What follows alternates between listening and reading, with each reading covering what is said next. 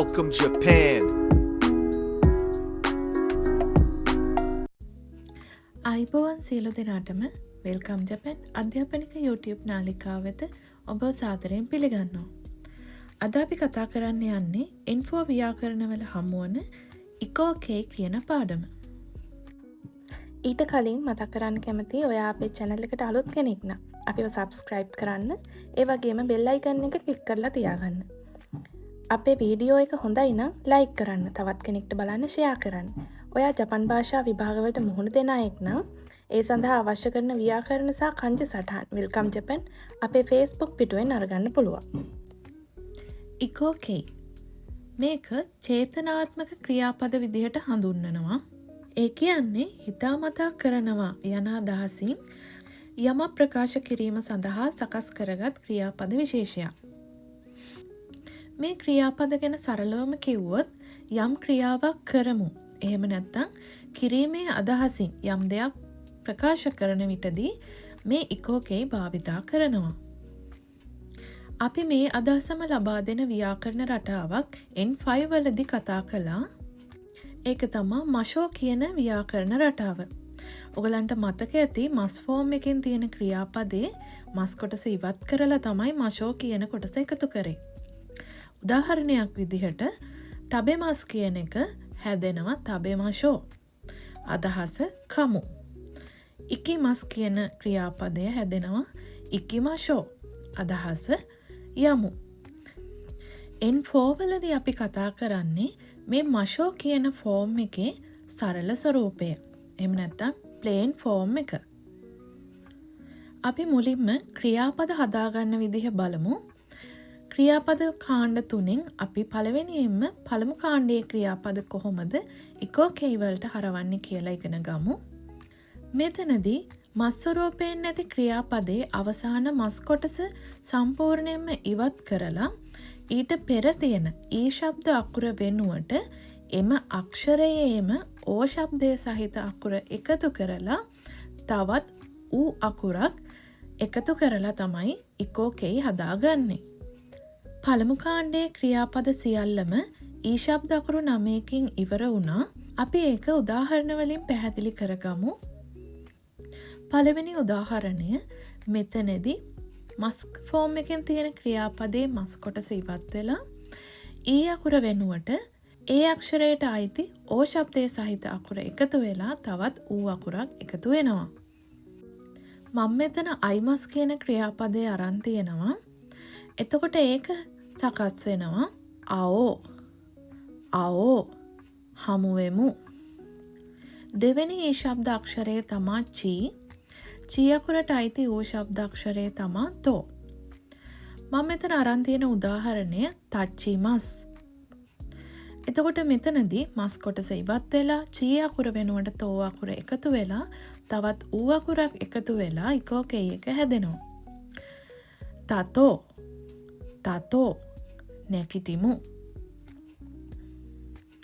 තුන්වෙනි ඒ ශබ්ද අකුර රී. රී අකුර වෙනුවට රෝ අකුර එකතු වෙලා තවත් ඌ ශබ්ද අකුරක් එනවා. උදාහරණය සුකුරිමස්.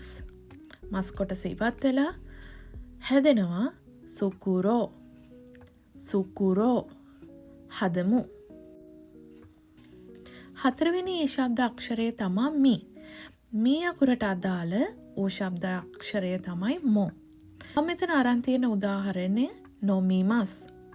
මස් කොටස ඉවත් වෙලා හැදෙනවා නොමෝ. නොමෝ බොමු. පස්වෙනි ඒ ශබ්ද අක්ෂරය තමා බී. බී අකුර ඉවත් වෙලා ඊට අයිති ඌ ශබ්ද අක්ෂරය වෙන බෝ අක්ෂරය එකතු වෙලා තවත් ඌ අකුරක් එකතු වෙනවා. මම මෙතන අරන් තියෙන උදාහරණය අසෝබීමස්. මස් කොටස ඉවත් වෙලා බී අකුර වෙනුවට බෝ අකුර ඇවිත් තව ඌ අකුරක් එනවා. එතකොට හැදෙනවා අසොබෝ. අසොබෝ සෙල්ලම් කරමු. හයවෙනි ඒ ශබ්ද අක්ෂරය තමා නී. නී අකුරට අදාළ ඕ ශබ්ද අක්ෂරය නෝ. ඒකට තව ඌ අක්ෂරයක් එකතු වෙනවා. මෙතන අරන් තියෙන උදාහරණය ශිනීමස්. මස් කොටස ඉවත් වෙනවා. එතකොට හැදෙනවා ශිනෝ. ශිනෝ මරමු. හත්වෙනි ඒ ශබ්දාක්ෂරය කී. කී අකුර වෙනුවට ඒකේ ඌ ශබ්දාක්ෂරය වෙන කෝ අකුර එකතු වෙලා තවත් ඌ අකුරක් එනවා. උදාහරණය කකිමස්. මස් කොටස ඉවත් වෙනවා. එතකොට හැදෙනවා කකෝ. කකෝ ලියමු. අටවෙනි ඒ ශබ්දාක්ෂරය ගී. මේකට අයිති ඕ ශබ්දාක්ෂරය තමා ගෝ. තව ඌ අකුරක් එකතු වෙනවා. උදාහරණය ඔයෝගිමස්. මස් කොටස ඉවත් වෙනවා. එතකොට හැදෙනවා ඔයෝගෝ. ඔයෝගෝ පීනමු. පළමු කාණ්ඩයේ අවසාන ඒ ශබ්දාක්ෂරය තමා ෂී. ෂී අකුරට අයිති ඕ ශබ්දාක්ෂරය සෝ. ඒකට තව ඌ අක්ෂරයක් එකතු වෙනවා. උදාහරණය හනශිමස්. මස් කොටස ඉවත් වෙනවා. එතකොට හැදෙනවා හනසෝ. හනසෝ කතා කරමු. මං හිතනවා පළවෙනි කාණ්ඩයේ ක්‍රියාපද කොහොමද ඉකෝ කෙයි වලට හදාගත්තේ කියන කොටස ඔයගලන්ට පැහැදිලි වෙන්න ඇති කියලා. ඊළඟට අපි බලමු දෙවන කාණ්ඩයේ ක්‍රියාපද කොහොමද ඉකෝ කෙයි වලට අරවන්නේ කියලා. මෙතනදී මස් ස්වරූපයෙන් තියෙන ක්‍රියාපදයේ මස් කියන කොටස සම්පූර්ණයෙන්ම ඉවත් වෙලා ඒ වෙනුවට එකතු වෙනවා යෝ කියලා අලුත් කොටසක්. දෙවැනි කාණ්ඩයේ ක්‍රියාපද ඉකෝ කෙයි වලට හරවන්න හරිම ලේසි. මස් කියන කොටස ඉවත් කරලා යෝ කියන කොටස එකතු කරන්න විතරයි තියෙන්නේ. අපි උදාහරණ බලමු. මම මෙතන අරන් තියෙනවා මිමස් කියන ක්‍රියාපදය. මෙතන එතකොට මස් කියන කොටස ඉවත් වෙලා යෝ කියන කොටස එනවා. එතකොට හැදෙනවා මියෝ. මියෝ බලමු. දෙවැනි උදාහරණය නෙමස්. මේක හැදෙනවා නෙයෝ. නෙයෝ නිදාගමු. ඊළඟට තියෙනවා තබෙමස් කියන ක්‍රියාපදය. මේක හැදෙනවා තබයෝ.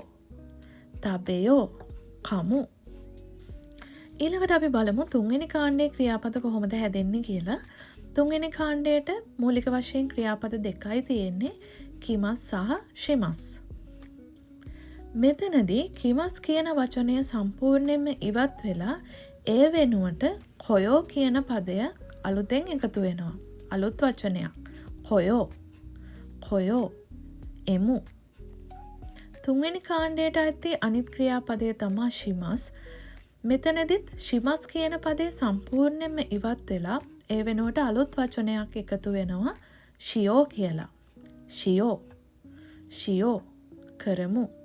තුන්වෙනි කාණ්ඩයේදී ෂිමස් කියන වචනයත් එක්ක තවත් අපි ක්‍රියාපද හදාගත්තා.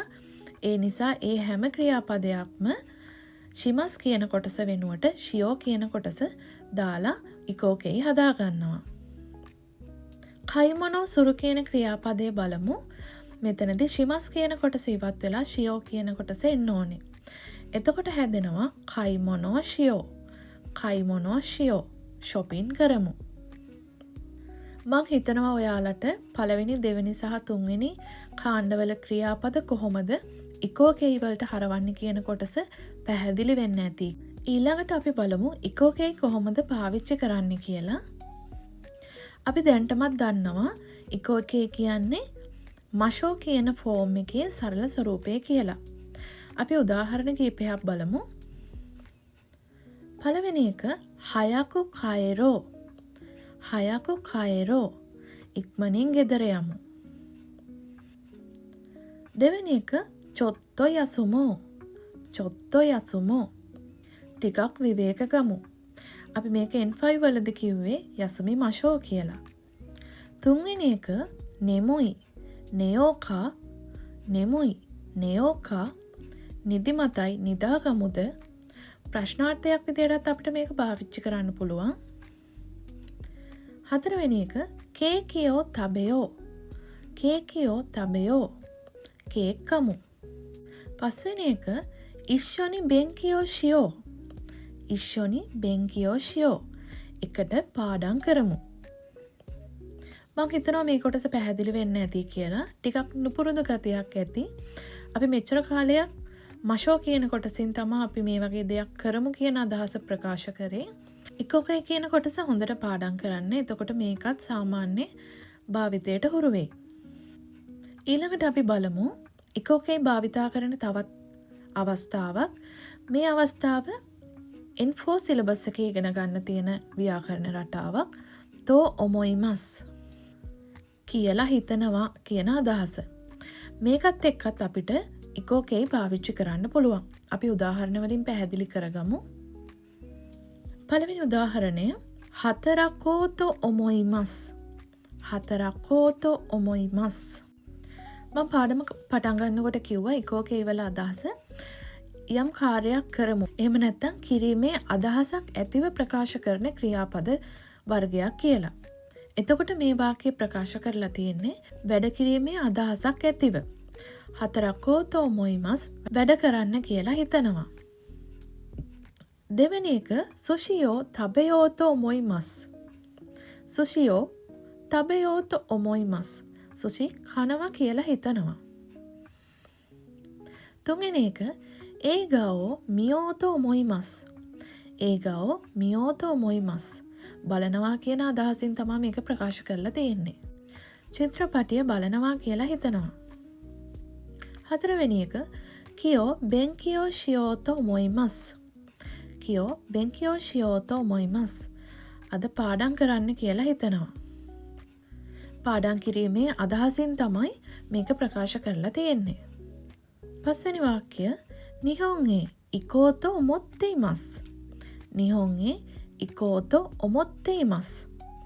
අපිට මේ ඔමොයිමස් කියන එක ඔමොත්තෙයිමස් තේයිමස් වලට දාලත් සංකීර්ණ විදිහට අපිට මේක කියන්න පුළුවන්. ජපානයට යනවා කියලා හිතන් ඉන්නවා. මේ වාක්‍ය ප්‍රකාශ කරලා තියෙන්නේ යෑමේ අදහසක් ඇතිව. මං හිතනවා ඔයාලට මේ කොටස පැහැදිලි වෙන්න ඇති කියලා ඉකෝකේත් සමග තෝ ඔමොයිමස් කොහොමද පාවිච්චි කරන්න කියලා. මං හිතනවා අද පාඩම ඔයාලට තේරෙන්න ඇති කියලා. නොතේරුණ තැනක් තියෙනවා නම් කමෙන්ට් කරන්න. ඊළඟ ව්‍යාකරණ පාඩම ඉක්මනින්ම අරන් එන්නම්. එතකන් අද අපි කතා කරපු ඉකෝකේ කියන කොටස තවත් වාක්‍ය හදලා හොඳට පුහුණු වෙන්න. අද පාඩම හොඳයි නම් ලයික් කරන්න. තවත් කෙනෙක්ට බලන්න ෂෙයා කරන්න. තවත් මෙවැනිම අධ්‍යාපනික වීඩියෝවක් කරන් ඉක්මනින්ම එන්නම්. ස්තුතියි රැඳී සිටියාට සුබ දවසක්.